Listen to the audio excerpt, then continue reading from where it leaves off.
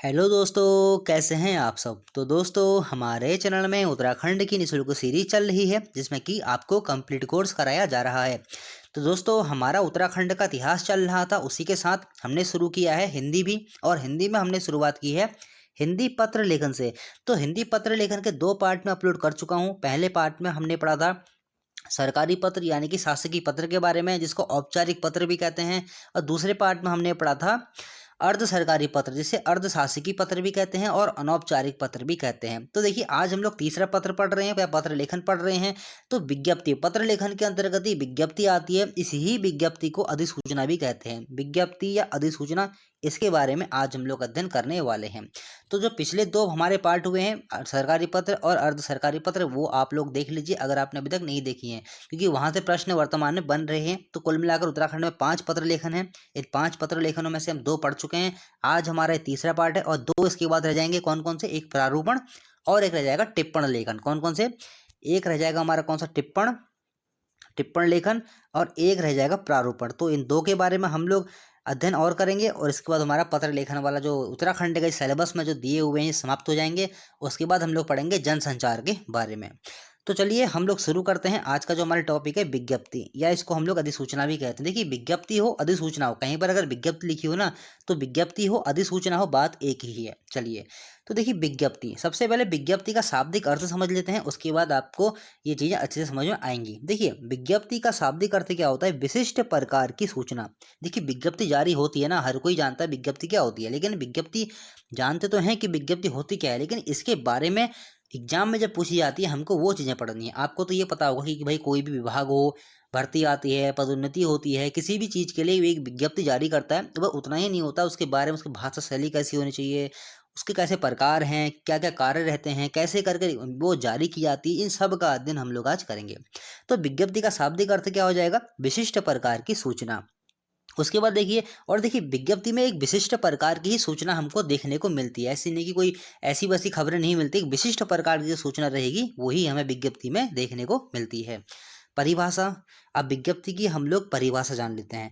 देखिए, विज्ञप्ति लिखित संप्रेषण का एक महत्वपूर्ण माध्यम है। इसका उपयोग सरकारी कार्यालयों द्वारा अपने किसी निर्णय, घोषणा, निर्देश, योजना आदि से संबंधित सूचनाओं को संबंधित व्यक्तियों एवं आम जनता तक पहुंचाने के लिए करते हैं। मतलब विज्ञप्ति एक लिखित संप्रेषण का एक ऐसा माध्यम होता है जिसके माध्यम से क्या होता है, जो सरकारी कार्यालय होते हैं उसके वो क्या करते हैं, जैसे कि उनको कोई घोषणा करनी हो, कोई निर्देश देने हो, कोई योजना के बारे में बताना हो, कोई निर्णय लेना हो, तो इसके बारे में जो आम जनताओं तक वो बातें पहुंचाते हैं जो विभाग, तो वो विज्ञप्ति के माध्यम से ही पहुंचाते हैं। ये बात आपको ध्यान रखनी है। और देखिए, जो ये विज्ञप्ति है ना, ये विज्ञप्ति कभी कभी प्राइवेट संस्थानों के द्वारा भी निकाली जाती है। प्राइवेट संस्थानों के द्वारा भी कभी कभी विज्ञप्ति निकाली जाती है, ये भी आपको पता होना चाहिए। चलिए ठीक है। अब देखिए, यहाँ पर मैंने लिखा हुआ है गजट। ये गजट क्या है? विज्ञप्तियों को गजट में प्रकाशित किया जाता है। दोस्तों, क्वेश्चन काफ़ी महत्वपूर्ण, नोट कर लेंगे। गजट, विज्ञप्ति को गजट, अगर क्वेश्चन ऐसा बने विज्ञप्ति को किस में प्रकाशित किया जाता है, तो आपका उत्तर क्या हो जाएगा? विज्ञप्ति को गजट में प्रकाशित किया जाता है। अब मैंने यहाँ पर लिखा हुआ अधिसूचना। इस अधिसूचना का मतलब क्या होता है, ये भी आप लोग समझ लीजिए। अधिसूचना का मतलब होता है अधिकार से जारी की गई सूचना। अधिकार से जारी की गई सूचना, क्योंकि देखिए, जो भी अधिकारी अगर विज्ञप्ति जारी करता है उसे अधिकार मिला होता है ना, उस अधिकार पूर्वक ही वह एक विज्ञप्ति जारी करता है। तो अधिसूचना हो, विज्ञप्ति हो, आपको इसमें कंफ्यूज नहीं होना है, बात एक ही है। चलिए ठीक है। उसके बाद देख लेते हैं इसका उद्गम कहाँ से हो रहा है। देखिए, हर चीज़ का, मैं आपको सरकारी पत्र पढ़ा रहा था, मैंने आपको अर्ध सरकारी पत्र पढ़ाया, तो वहाँ से मैंने आपको बता रहा था कि इन पत्रों का उद्गम कहाँ से हो रहा है। वैसे ही जो विज्ञप्ति है उसका भी कहीं ना कहीं से उद्गम तो होगा ही, तो ये आपको समझना है। तो सरकारी कार्यालय के सर्वोच्च प्राधिकारी के स्तर से विज्ञप्ति का उद्गम होता है। देखिए, जो विज्ञप्ति होती है ना, इसे कोई सामान्य व्यक्ति तो जारी कर नहीं सकता है, इसे कोई सामान्य व्यक्ति जारी नहीं कर सकता है, इसे कोई विशेष व्यक्ति ही जारी करता है। कौन? इसे कोई विशेष व्यक्ति ही जारी करता है, इसीलिए यह एक विशिष्ट प्रकार की सूचना होती है। ये भी आपको समझना है। तो अगर क्वेश्चन ये बनता है कि विज्ञप्ति का उद्गम कहाँ से होता है, तो आपका उत्तर क्या हो जाएगा? जिस सरकारी कार्यालय से इसको जारी किया जाएगा, तो सरकारी कार्यालय के सर्वोच्च प्राधिकारी के स्तर से इसको जारी किया जाएगा। अब देखिए, यहाँ पर से सर्वोच्च प्राधिकारी यहाँ पर नाम आता है, और एक आता है उच्च प्राधिकारी। एक आता है उच्च प्राधिकारी, यहाँ पर से अब कंफ्यूज नहीं होना है। एक आता है सर्वोच्च प्राधिकारी, एक आता है उच्च प्राधिकारी। देखिए, जो उच्च प्राधिकारी होता है वो कार्यालयीय जो आदेश होते हैं, कार्यालयीय जो आदेश होते हैं ना, वो कार्यालयीय आदेश उच्च प्राधिकारी जारी करता है। कौन? जो कार्यालय के जो आदेश होते हैं, एक कार्यालय में अनेक उच्च प्राधिकारी होते हैं। देखिए, एक बात यहाँ से आपको ये समझनी है, एक तो होता है उच्च प्राधिकारी, ठीक है, एक तो होता है उच्च प्राधिकारी, एक होता है सर्वोच्च प्राधिकारी। देखिए, कोई सा भी अगर विभाग होता है, कोई भी विभाग में एक ही सर्वोच्च प्राधिकारी होता है, लेकिन एक विभाग में अनेक उच्च प्राधिकारी हो सकते हैं। तो जो कार्यालयीय आदेश होते हैं, उन कार्यालयीय आदेशों को कौन जारी करता है? उच्च प्राधिकारी। उच्च प्राधिकारी अलग है, सर्वोच्च प्राधिकारी अलग है। देखिए, अगर एग्जाम में ऐसे क्वेश्चन बन सकता है ना कि बताइए कि विज्ञप्ति का उद्गम कहाँ से होता है, अगर एग्जाम में क्वेश्चन ऐसे बन जाए उच्च प्राधिकारी, सर्वोच्च प्राधिकारी, इसलिए आप यहाँ पर कंफ्यूज हो सकते हैं, इसलिए मैं आपको ये समझा रहा हूँ। तो उच्च प्राधिकारी सर्वोच्च प्राधिकारी से निचले स्तर पर होता है, और उच्च प्राधिकारी क्या जारी करेगा? कार्यालयीय आदेश जारी करता है। लेकिन जो सर्वोच्च प्राधिकारी होता है, वो जो कार्यालयीय विज्ञप्तियाँ होती हैं उनको सर्वोच्च प्राधिकारी ही जारी करता है। चलिए ठीक है, बढ़ते हैं आगे। उसके बाद देखिए, जो विज्ञप्ति जारी कौन करेगा? सर्वोच्च प्राधिकारी। जो कार्यालय, जो भी विभाग होगा, उस विभाग का जो सर्वोच्च प्राधिकारी होगा, विज्ञप्ति को वही जारी करेगा। लेकिन ये विज्ञप्ति को जारी करने के बाद विज्ञप्तियां जाती कहाँ हैं? तो देखिए, इसका गंतव्य क्या रहता है, मतलब इसका मार्ग क्या रहता है, कहाँ तक पहुँचती हैं ये, इसका लक्ष्य क्या रहता है, कहाँ पहुँचना इसका लक्ष्य रहता है? तो सर्वसाधारण तक, मतलब कि हर व्यक्ति को। देखिए, जब विज्ञप्ति आती है, विज्ञप्ति कहाँ पर आती है? अधिकांश आपने देखा होगा विज्ञप्ति समाचार पत्रों में आती है, और समाचार पत्र कोई भी व्यक्ति पढ़ सकता है। तो इस प्रकार से जो विज्ञप्ति का जो गंतव्य होगा वो सर्वसाधारण तक, यानी कि हर एक व्यक्ति तक यह पहुँचती है। ये काफ़ी महत्वपूर्ण रहेगा, सर्वसाधारण। चलिए ठीक है। उसके बाद देखिए, शासकीय पत्र व्यवहार में सामान्यतः दो प्रकार की विज्ञप्तियां जारी की जाती हैं। शासकीय पत्र व्यवहार में क्वेश्चन दोस्तों ऐसा बन सकता है, शासकीय पत्र व्यवहार में सामान्यतः कितने प्रकार की विज्ञप्तियां जारी की जाती हैं? तो आपका उत्तर क्या हो जाएगा? दो प्रकार की विज्ञप्तियां जारी की जाती हैं। अब देखिए, पहली कौन सी होती है? सांविधिक विज्ञप्ति। सांविधिक विज्ञप्ति, इसके अंतर्गत शासकीय नीतियों अथवा निर्णयों से संबंधित विज्ञप्तियों को जारी किया जाता है। इसके अंतर्गत शासन के द्वारा जो नीतियां बनाई जाती हैं, जो निर्णय लिए जाते हैं, उनसे संबंधित जो विज्ञप्तियां होती हैं उनको जारी कौन करता है? उनको जारी करेगा उनको जारी करेगा सांविधिक जो विज्ञप्तियां हैं, सांविधिक विज्ञप्तियों के द्वारा ही उनको जारी किया जाएगा। और देखिए, इससे संबंधित कौन कौन रहता है? सांविधिक सांविधिक से संबंध रहता है राष्ट्रपति। इस स्तर से अगर जो विज्ञप्ति जारी करने वाला जो जो सबसे बड़ा व्यक्ति होगा, राष्ट्रपति देश में, और राज्यपाल हम लोग कह सकते हैं राज्य में। राज्यपाल राज्य में, और राष्ट्रपति जो देश का होगा वो इसको जारी करेगा। सांविधिक आ रहा है ना यहाँ पर, सांविधिक, तो इसको जारी कौन करेगा? मतलब ये सांविधिक है, तो इसको राष्ट्रपति या राज्यपाल के स्तर से ही ऐसी जो विज्ञप्तियाँ होती हैं जारी की जाती हैं। चलिए ठीक है। उसके बाद देखते हैं अगली क्या है? दूसरी है हमारी प्रशासनिक विज्ञप्ति। देखिए, दो प्रकार की विज्ञप्ति मैंने बताई थी, सांविधिक विज्ञप्ति। सांविधिक विज्ञप्ति में क्या होता है? इसके अंतर्गत शासकीय नीतियों अथवा निर्णयों से संबंधित विज्ञप्तियों को जारी किया जाता है। जो राष्ट्रपति होते हैं, राज्यपाल होते हैं, उनके स्तर से यह जारी की जाती हैं। प्रशासनिक, इसके अंतर्गत नीतियों व निर्णयों का क्रियान्वयन किया जाता है, तथा इसके अंतर्गत रिक्तियाँ, स्थानांतरण, पदोन्नति, वेतन वृद्धि आदि से जुड़ी विज्ञप्तियाँ आती हैं।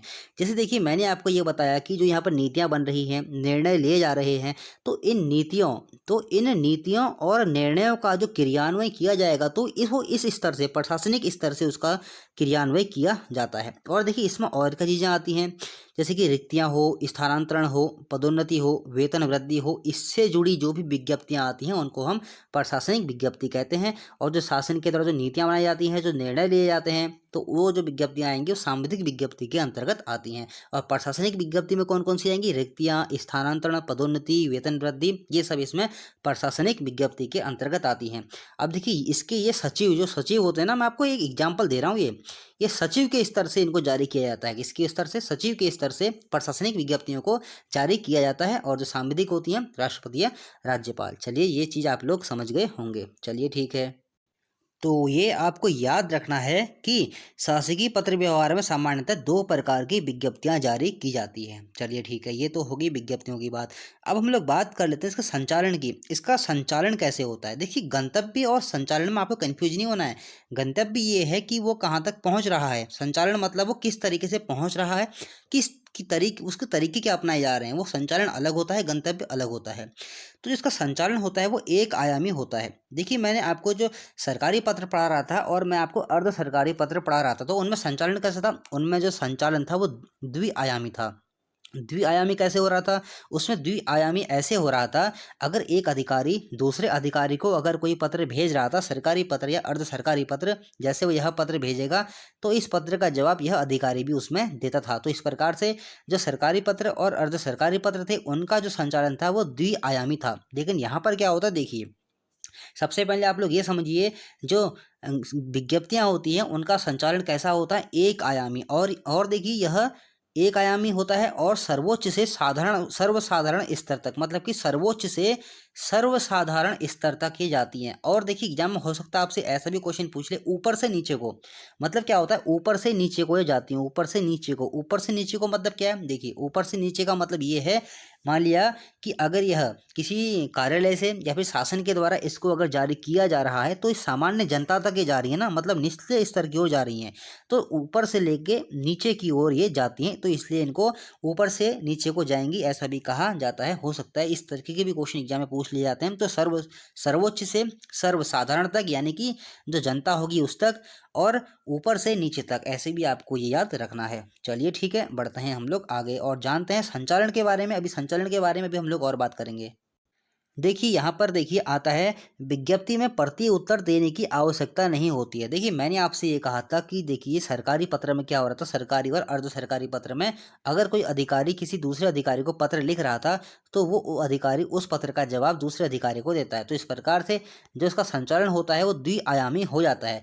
लेकिन देखिए यहाँ पर क्या होता है, विज्ञप्ति में मान लिया, विज्ञप्ति में जैसे मान लिया ये कोई विभाग है, इस विभाग ने कोई विज्ञप्ति जारी की और ये क्या है, ये है जनता, ये सर्वसाधारण स्तर तक, यानी कि आम जनमानस तक, आम जो व्यक्ति हैं उन तक ये अगर ये जारी की जा रही है। तो देखिए अगर कोई विज्ञप्ति जारी की जाती है, अगर देखिए आपने कितनी सारी विज्ञप्तियां देखी होंगी, क्या आप उन विज्ञप्तियों का जवाब देते हैं, कोई भी उस विज्ञप्ति का जवाब देता है, नहीं देता है। तो विज्ञप्ति में प्रति उत्तर देने की आवश्यकता होती ही नहीं है। विज्ञप्ति तो एक सूचना है, विज्ञप्ति क्या है, एक सूचना है जो कि किसी विभाग के द्वारा, किसी कार्यालय के द्वारा जनता को दी जा रही है, सर्वसाधारण को दी जा रही है, तो उसके जवाब देने की आवश्यकता नहीं होती है। तो इस प्रकार से दोस्तों एग्जाम में क्वेश्चन बन सकता है, आपके सामने 4 ऑप्शन रहेंगे, आपसे ये पूछा जाएगा बताइए इनमें से किस पत्र में प्रति उत्तर देने की आवश्यकता नहीं होती है। तो आपका उत्तर क्या हो जाएगा, विज्ञप्ति में। ये आपको याद रखना है।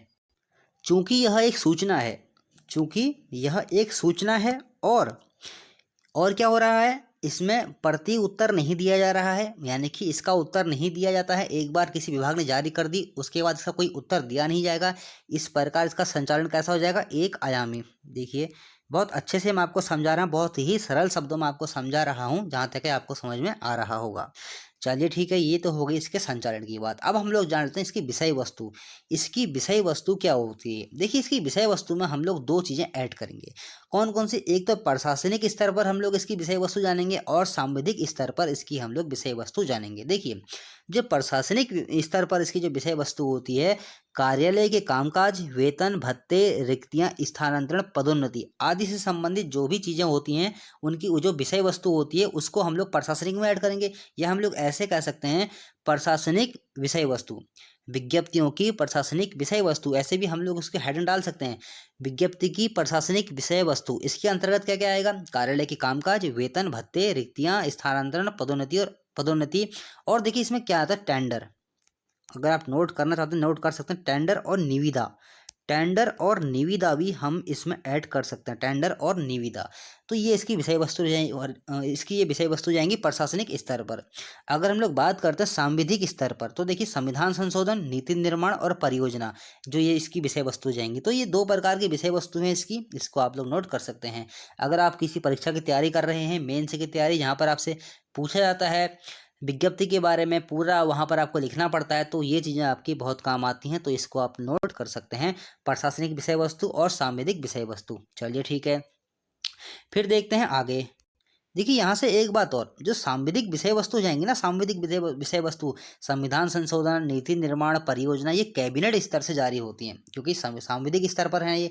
तो ये किस स्तर से जारी होती है? कैबिनेट के स्तर से ये जारी होती हैं। ये बातें आपको, छोटी छोटी बातें हैं, ये आपको पता होना चाहिए। चलिए ठीक है। उसके बाद हम लोग बात कर लेते हैं, जो हमारी विज्ञप्ति है उसकी भाषा क्या रहेगी।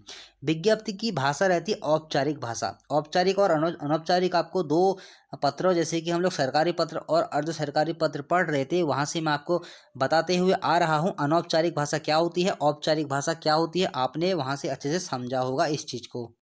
तो औपचारिक भाषा क्या थी? जिस औपचारिक भाषा का प्रयोग जिस भी पत्र में किया जाता है, तो शासन के स्तर से उनको जारी किया जाता है। मतलब कि औपचारिक जो भाषा होती है वह स्वयं के लिए प्रयोग नहीं की जाती है, मतलब कि व्यक्तिगत रूप से उस भाषा का प्रयोग हम लोग पत्र लेखन में नहीं कर सकते हैं।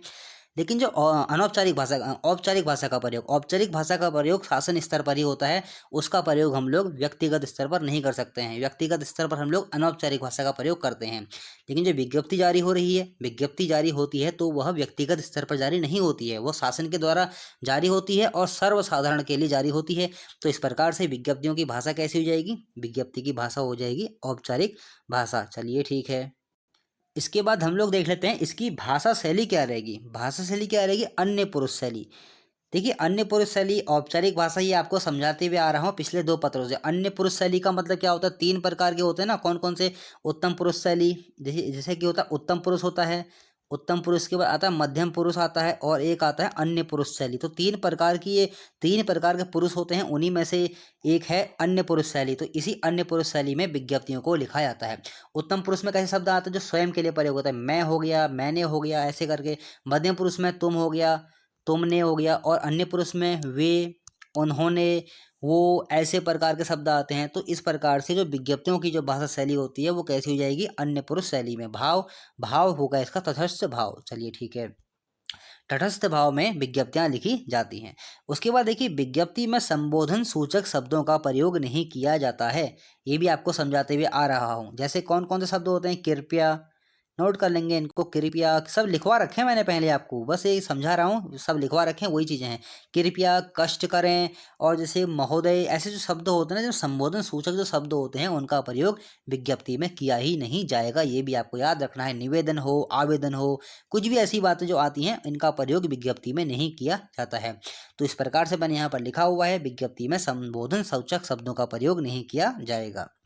उसके बाद देखिए, विज्ञप्तियों में संक्षिप्त, सटीकता, चुने हुए शब्द, सांविधिक भाषा का प्रयोग किया जाता है। देखिए, जो विज्ञप्तियां जारी होती हैं, उन विज्ञप्तियों में जो एक शब्द होता है ना, उस एक शब्द में ही कई सारी बातें कह दी जाती हैं। तो इसकी जो भाषा होनी चाहिए ना, काफ़ी संक्षिप्त होनी चाहिए। मतलब कि बहुत ही कम शब्दों में बहुत बातें, अधिक बातें कहना। मतलब कि एक लाइन में, मतलब एक दो लाइन में सब कुछ कह देना। विज्ञप्तियां होती हैं छोटी सी, देखी विज्ञप्ति जब आपने देखी होगी तो छोटी सी विज्ञप्ति जारी होती है।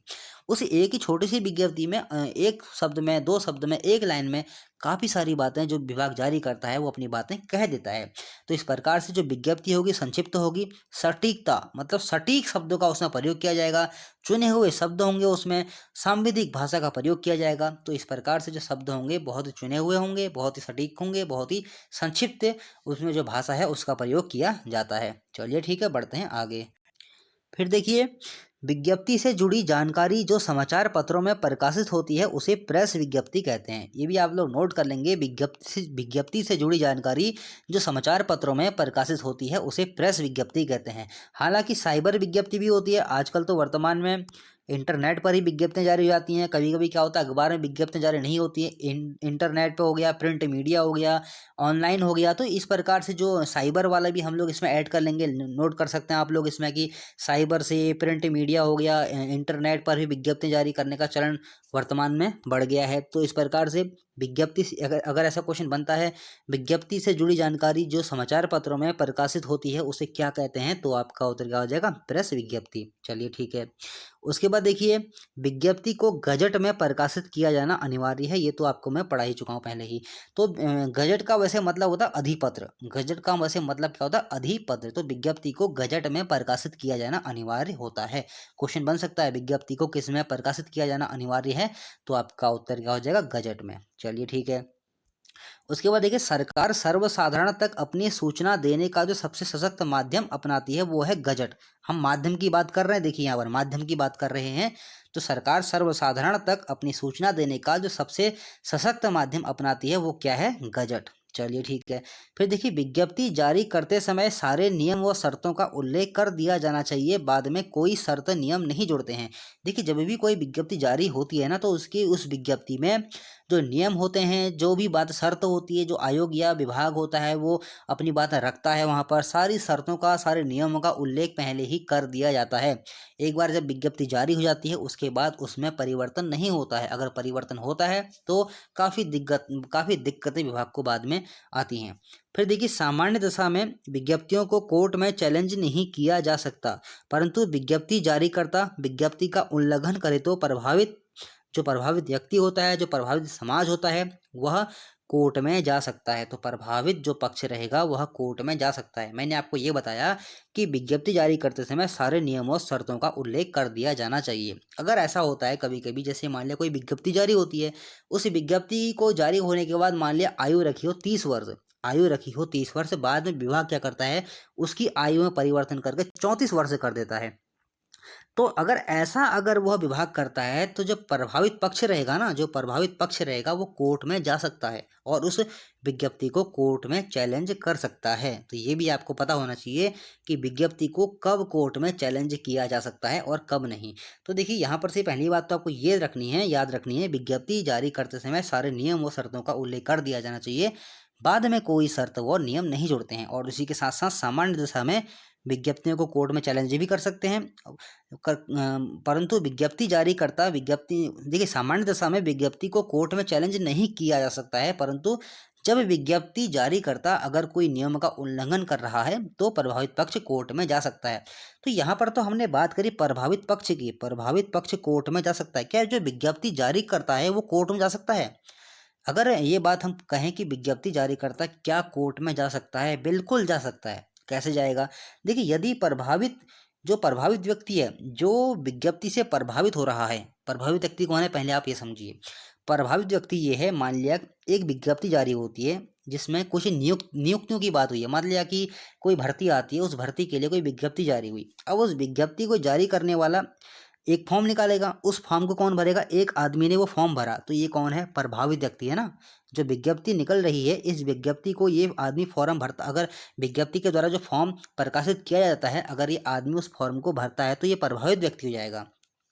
तो मेरे कहने का मतलब ये है, यदि प्रभावित व्यक्ति विज्ञप्ति का उल्लंघन करता है, जो विज्ञप्ति जारी कर रहा है वह प्रभावित व्यक्ति के खिलाफ कोर्ट में जा सकता है। समझ रहे होंगे आप। अगर कोई प्रभावित व्यक्ति यानी कि जो फॉर्म भर रहा है, फॉर्म भरने के बाद किसी नियम का उल्लंघन करता है, तो जो विज्ञप्ति को जारी कर रहा है, जारीकर्ता, ये इस व्यक्ति के खिलाफ कोर्ट में जा सकता है। तो इस प्रकार से दोनों, जो विज्ञप्ति जारी करता है और जो प्रभावित पक्ष है, दोनों कोर्ट में जा सकते हैं। चलिए ठीक है। अब मैंने तो आपको ये बताया, अब देखिए एक बात यहाँ से और जानेंगे। विज्ञप्ति को, अगर जैसे विज्ञप्ति में कोई विवाद आता है, अगर विज्ञप्ति में कोई विवाद उत्पन्न हो जाता है तो उस विवाद पर अपना फैसला कौन सुनाएगा, ये भी आपको पता होना चाहिए। तो न्यायपालिका उस विज्ञप्ति में अपना विवाद मतलब जो विवाद है हो गया है उस पर अपना निर्णय सुनाती है। क्वेश्चन ये भी बन सकता है, सामान्य दशाओं में अगर विज्ञप्ति में कोई विवाद उत्पन्न हो जाता है तो उस विवाद पर अपना फैसला कौन सुनाता है? तो आपका उत्तर होगा न्यायपालिका। चलिए ठीक है, बढ़ते हैं आगे। फिर देखिए, हम जान लेते हैं विज्ञप्तियों के महत्व भी आपको पता होना चाहिए। विज्ञप्तियों द्वारा विभिन्न सूचनाओं को आसानी से जनता तक पहुंचाया जा सकता है, बहुत ही आसानी से इसको जनता तक पहुंचाया जा सकता है, क्योंकि किसी भी समाचार पत्र में अगर हम कोई भी विज्ञप्ति जारी कर देते हैं तो वो सर्वसाधारण यानी कि सामान्य जनता तक वह पहुंच जाती है। फिर देखिए, विज्ञप्ति के माध्यम से सरकार अपने कार्य व्यवहार की वैधता की पुष्टि जनता से प्राप्त कर पाने में सक्षम हो जाती है। मान लिया कि अगर कोई विज्ञप्ति सरकार के द्वारा जारी की जा रही है, तो जारी करने के बाद क्या है, अगर सरकार मतलब कि उस चीज़ को जो सामान्य जनमानस है उससे नहीं छुपा रही है, तो इस प्रकार से वैधता की पुष्टि जनता से प्राप्त कर पाने में सरकार सक्षम हो जाती है। चलिए, अब हम लोग इसके प्रारूप की बात कर लेते हैं, बढ़ते हैं आगे। तो ये देखिए, विज्ञप्ति का प्रारूप कैसा होना चाहिए, इसके बारे में हम लोग बात कर लेते हैं। तो देखिए, विज्ञप्ति के प्रारूप में ज़्यादा बड़ा है नहीं कुछ प्रारूप, छोटी छोटी बातें हैं जो आपको ध्यान रखनी है और क्या क्वेश्चन बनते हैं इसके बारे में हम लोग बात करेंगे। जब विज्ञप्ति शुरू होती है तो सबसे ऊपर उस विभाग का नाम लिखा रहेगा। जो भी विभाग अगर कोई विज्ञप्ति जारी कर रहा है उस विभाग का यहाँ पर नाम लिखा होगा। मान लिया कि विभाग हो जाएगा उत्तराखंड लोक सेवा आयोग, विभाग का नाम हम लोग क्या लिख देंगे, अगर जारी कर रहा है लोक सेवा आयोग तो हम लोग क्या लिखेंगे, उत्तराखंड लोक सेवा आयोग। विभाग का नाम क्या हो जाएगा, उत्तराखंड लोक सेवा आयोग। तो अगर ऐसे क्वेश्चन बनता है कि विज्ञप्ति में विभाग का नाम कहाँ पर लिखा जाता है तो आपका उत्तर क्या हो जाएगा, सबसे ऊपर बीच में, सबसे ऊपर बीच में। चलिए ठीक है। उसके बाद देखिए अगला आता अनुभाग। अनुभाग जो होगा वो आपको लिख देना है यहाँ पर। संख्या, संख्या जो विज्ञप्ति पत्र संख्या होगी वो यहाँ पर लिख देंगे, जैसे हम लोग पढ़ते हुए आ रहे थे ना पत्र संख्या, तो वैसे ही है विज्ञप्ति संख्या हो जाएगी। उसके नीचे दिनांक और स्थान, सब देखिए एक सीध में आ रहे हैं। दिनांक यहाँ पर लिखेंगे और स्थान हम लोग यहाँ पर लिख देंगे। दिनांक और स्थान, दिनांक लिखने का मैंने आपको तरीका बताया था। मान लिया डेट है 10 दिसंबर, 10 दिसंबर इसको आपको यहाँ पर हिंदी में लिखना है, देवनागरी भाषा में 10 दिसंबर 2021। इस तरीके से आप लोग दिनांक यहाँ पर लिखेंगे। स्थान, स्थान जहाँ से विज्ञप्ति जारी हो रही है उसका हम लोग यहाँ पर स्थान का नाम लिख देंगे। जैसे कि जो विभाग है, जो लोक सेवा आयोग है, जहाँ जिस राज्य का लोक सेवा आयोग जहाँ पर स्थित है, जिस स्थान पर स्थित है तो उसी स्थान का नाम यहाँ पर आ जाएगा। तो ये आपको याद रखना है कि विज्ञप्ति में विभाग, अनुभाग, संख्या और दिनांक, ये जो चारों चीज़ें हैं ना बिल्कुल एक सीध में आएंगी और बिल्कुल बीच में देखिए मिडिल में ये सब चीज़ें स्थित हैं। कहाँ पर, बीच में बिल्कुल ये सब चीज़ें स्थित हैं। तो यहाँ से क्वेश्चन बन सकता है कि विज्ञप्ति में विभाग, अनुभाग, संख्या, दिनांक और स्थान कहाँ पर लिखा जाता है। क्वेश्चन बनेगा सबसे ऊपर बीच में, सबसे नीचे बीच में, दाएँ या बाएँ, ऐसे करके एग्जाम में क्वेश्चन बन सकता है। तो आपको याद रखना है सबसे ऊपर की साइड को इसको लिखा जाएगा और बिल्कुल ही बीच में इसको लिखा जाएगा। उसके बाद देखिए लिखा जाता है विज्ञप्ति। जरूरी नहीं है कि विज्ञप्ति बिल्कुल इसके नीचे लिखें, हम लोग थोड़ा यहाँ पर भी इसको लिख सकते हैं। मेरे पास जगह नहीं थी इसलिए मैंने इसको नीचे लिखा हुआ है। एक विज्ञप्ति को हम एक हेडिंग की तरह लिखते हैं, एक हेडिंग की तरह हम इसको लिखेंगे विज्ञप्ति को। जरूरी नहीं है कि इसके नीचे लिखें हम लोग, इसको थोड़ा सा हम इसको दिनांक के यहाँ पर, मैंने यहाँ पर देखिए बना रखा है, यहाँ पर भी इसको आप लोग लिख सकते हैं। अब देखिए विज्ञप्ति लिखते कैसे हैं। जैसे मान लिया मैंने यहाँ पर विज्ञप्ति लिखा हुआ है, जरूरी नहीं कि विज्ञप्ति दिनांक के बिल्कुल नीचे ही लिखें, इसको हम लोग हेडिंग की तरह हम लोग अलग से लिखते हैं। तो विज्ञप्ति, उसके बाद हम लोग यहाँ पर ऑब्लिक लगाते हैं। ऑब्लिक देखिए थोड़ा बड़ा लग गया, ऑब्लिक देखिए मैंने यहाँ पर लगाया हुआ है। उसके बाद जैसे कि मान लिया विज्ञप्ति का संबंध हो रिक्तियों से, तो हम यहाँ पर क्या लिखेंगे, रिक्तियाँ। अगर विज्ञप्तियों का संबंध है, रिक्तियों से संबंधित विज्ञप्ति निकाली जा रही है, तो हम यहाँ पर क्या लिखेंगे, रिक्तियाँ। अगर मान लिया विज्ञप्ति का संबंध है पदोन्नति से, तो ये देखिए विज्ञप्ति लिखेंगे, उसके बाद हम ऑब्लिक लगाएंगे और हम लिखेंगे यहाँ पर पदोन्नति। तो इस प्रकार से विज्ञप्ति जो लिखने का तरीका है वो यही है। तो देखिए उसके बाद देखिए जब हम लोग इसमें लिखना शुरू करते हैं तो किस तरीके से हम लोग इसको लिखते हैं। तो एदत द्वारा सर्वसाधारण को सूचित किया जाता है कि, सर्वसाधारण देखिए यहाँ पर इस शब्द का काफ़ी महत्व है। सर्वसाधारण मतलब कि प्रत्येक व्यक्ति को यह सूचना जारी की जा रही है। तो ये बात आपको खासकर याद रखनी है। अगर आप विज्ञप्ति कहीं पर लिख रहे हैं तो ऐसे ही आपको लिखना पड़ेगा, एदत द्वारा सर्वसाधारण को सूचित किया जाता है कि। बाकी जो आपका मैटर है वो आप लोग यहाँ पर ऐसे करके उसको लिखेंगे। तो ये बात आपको पता होनी चाहिए। फिर देखिए उसके बाद देखिए इतना लिखने के बाद बस ज़्यादा विज्ञप्ति में होता नहीं है, हस्ताक्षर। यहाँ पर देखेंगे हम यहाँ पर हस्ताक्षर लिखेंगे, नाम व पदनाम। अब देखिए यहाँ पर हस्ताक्षर किसके होंगे, नाम किसका आएगा और पदनाम यहाँ पर किसका आएगा। देखिए कभी कभी क्या होता है ना, यहाँ पर आज्ञा से भी लिखा जाता है, कभी कभी विज्ञप्ति में आज्ञा से, यहाँ पर भी आज्ञा से और यहाँ पर भी आज्ञा से विज्ञप्तियों में लिखा जाता है। लिखा भी आता है, नहीं भी लिखा जाता है, आपकी मर्जी है कि आप लिखें या ना लिखें। चलिए ठीक है। तो देखिए हस्ताक्षर, हस्ताक्षर, नाम और पदनाम। हस्ताक्षर यहाँ पर किसके होंगे, जो विज्ञप्ति जारी कर रहा हो, कोई तो होगा ना जो विज्ञप्ति को जारी कर रहा होगा, तो उसका हस्ताक्षर यहाँ पर होगा और उसका नाम यहाँ पर लिखा हुआ जाएगा। और उसका पदनाम, जो व्यक्ति हस्ताक्षर कर रहा है, जिस व्यक्ति का यहाँ पर नाम लिखा जा रहा है, उसी का पदनाम यहाँ पर लिखा जाएगा। अगर देखिए एक बात और, जैसे नाम हम लोग यहाँ पर लिखना तरीका क्या, देखिए नाम लिखने का तरीका यही है। नाम लिखने के बाद उसको हम लोग कोष्ठक में बंद करते हैं। यहाँ पर देखिए अगर आप विज्ञप्ति लिखते हैं, अगर विज्ञप्ति लिखने को कहीं पर आपको बोला जाता है तो आप लोग इसी तरीके से उसको लिखेंगे। फिर देखिए प्रतिलिपि समस्त सूचीबद्ध समाचार पत्रों में प्रकाशनार्थ हेतु सूचित, प्रकाशनार्थ हेतु प्रेषित। प्रतिलिपि समस्त सूचीबद्ध समाचार पत्रों में प्रकाशनार्थ हेतु प्रेषित। अब जैसे मान लिया कि एक विज्ञप्ति जारी हो गई, उस विज्ञप्ति की प्रतिलिपि जो है अन्य समाचार पत्रों में प्रकाशन हेतु जा रही है, तो यहाँ पर उसको हम लोग लिखेंगे जैसे 1, 2, 3 जितनी भी जगह वो गई है उनका हम लोग पता लिखेंगे, कहाँ-कहाँ वो भेजी गई है, उन सब की हमको डिटेल यहाँ पर देनी पड़ती है। फिर देखिए उसके नीचे हम लोग क्या लिखते हैं, आज्ञा से हस्ताक्षर, नाम और पदनाम, यानी कि जिसकी आज्ञा से ये प्रतिलिपि, जिसकी आज्ञा से इस विज्ञप्ति की प्रतिलिपि समाचार पत्र को भेजी जा रही है, उसके हस्ताक्षर, उसके नाम और उसका पदनाम हम लोग यहाँ पर लिखते हैं। देखिए ये दोनों एक ही व्यक्ति भी हो सकते हैं, ऐसा नहीं कि व्यक्ति अलग हो, ये अलग हो, ऐसा नहीं। कभी कभी क्या होता है, ये एक ही व्यक्ति भी हो सकते हैं, ये दोनों अलग अलग व्यक्ति भी हो सकते हैं, जरूरी नहीं है कि एक ही व्यक्ति हो। चलिए ठीक है, तो यहाँ से क्वेश्चन दोस्तों ऐसे ही बनते हैं, जो विज्ञप्ति जारी करता है उसके हस्ताक्षर कहाँ होते हैं, उसका नाम कहाँ लिखा जाता है, उसका पदनाम कहाँ पर लिखा जाता है। तो देखिए दाईं ओर, ये दायां हिस्सा है ना हमारा, दाईं ओर सबसे नीचे, और ये हमारा बायां हिस्सा है। तो जो विज्ञप्ति जारी कर रहा है, जो प्रतिलिपि, जो प्रतिलिपि जो समाचार पत्रों को भेजी जा रही है, वो उसके जो हस्ताक्षर हैं, उस व्यक्ति का जो नाम है, उसका पदनाम है, कहाँ पर लिखा जा रहा है, तो दाईं ओर सबसे नीचे की ओर लिखा जा रहा है। तो ये तो बात रही थी दोस्तों विज्ञप्ति की। विज्ञप्ति में क्या क्या बात रहती है, कैसे लिखी जाती है, कैसी भाषा है, वो मैं आपको बता चुका हूँ। एक बात और, देखिए विज्ञप्ति में विषय का उल्लेख नहीं किया जाता है। यहाँ पर देखिए मैंने कहीं पर भी विषय नहीं लिखा हुआ है, तो विषय का उल्लेख विज्ञप्ति में कहीं पर भी नहीं किया जाता है। और उसी के साथ साथ देखिए कैसे कैसे शब्द आग्रह, जो आपको बता चुका हूँ मैं, आग्रह, कष्ट करें, आग्रह हो गया, कष्ट करें हो गया, कष्ट करें हो गया, और कैसे निवेदन, आवेदन, ऐसे शब्दों का प्रयोग विज्ञप्ति में नहीं किया जाएगा। विज्ञप्ति में एक अन्य पुरुष शैली में हम इसको लिखते हैं, औपचारिक भाषा का इसमें प्रयोग करते हैं, संक्षिप्त और सटीक और चुने हुए शब्दों का हम लोग यहाँ पर प्रयोग करते हैं। तो ये आग्रह, कष्ट कर, निवेदन, ऐसे शब्दों का प्रयोग यहाँ पर नहीं किया जाएगा। तो दोस्तों ये थी विज्ञप्ति लेखन, किस तरीके से विज्ञप्ति लिखी जाती है और किस प्रकार से विज्ञप्ति से एग्जाम में प्रश्न बनते हैं, वो सब कुछ आपको मैं बता चुका हूँ।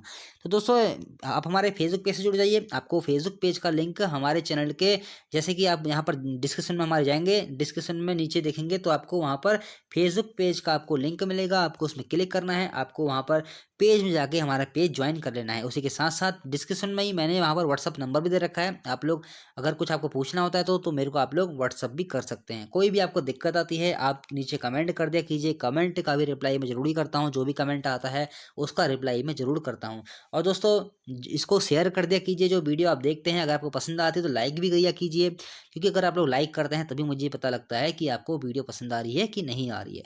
तो दोस्तों मिलते हैं अगली वीडियो में। अगर वीडियो पसंद आई हो तो लाइक कीजिए और चैनल को सब्सक्राइब कीजिए।